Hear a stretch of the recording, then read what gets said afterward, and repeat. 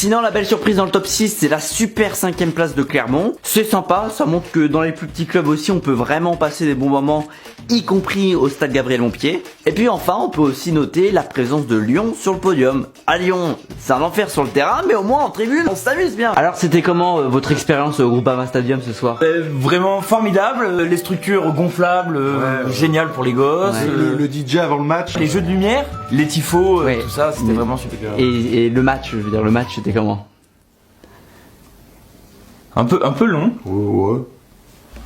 Numéro 4, l'ambiance dans le stade. Dans un stade, plus l'ambiance est bonne et plus un club va gagner des points. Alors on fait comment pour juger une ambiance? Et bah à chaque match à domicile, il y a un commentateur, un consultant ou un journaliste bord terrain qui donne une note sur 8 en fonction de l'ambiance. Une mauvaise ambiance c'est 0 points, une ambiance moyenne c'est 3 points, une bonne ambiance c'est 5 points, 7 points pour une excellente ambiance et enfin 8 points pour une ambiance exceptionnelle.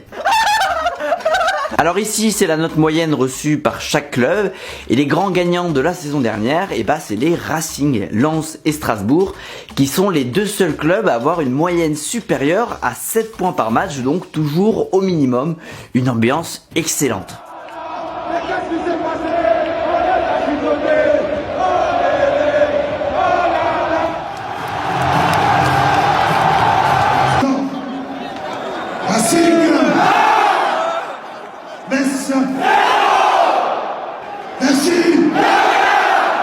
La suite du classement, c'est Marseille, Auxerre et Rennes. Auxerre sous-coté décidément. Et puis sur le podium, à votre avis, qui c'est qu'on retrouve? Et bah surprise puisque c'est Toulouse. Toulouse qui a la 3e meilleure ambiance de Ligue 1 pour les experts qui sont en charge de la notation. Pas mal du tout. Qu'est-ce que je fous là? Vous pouvez me le dire, vous? Numéro 5, l'engagement des supporters sur les réseaux sociaux. À la fin de la saison, quand tous les matchs sont terminés, il y a un dernier moyen de gagner des points.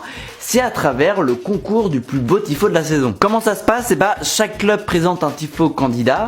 Tous les internautes vont pouvoir voter en ligne pour leur tifo préféré et à l'issue des votes, les 5 premiers gagnent des points supplémentaires. Alors notre classement des plus beaux tifos la saison dernière, ça donne ça, avec une 3e place pour ce tifo de Strasbourg, une 2e place pour celui de Lens,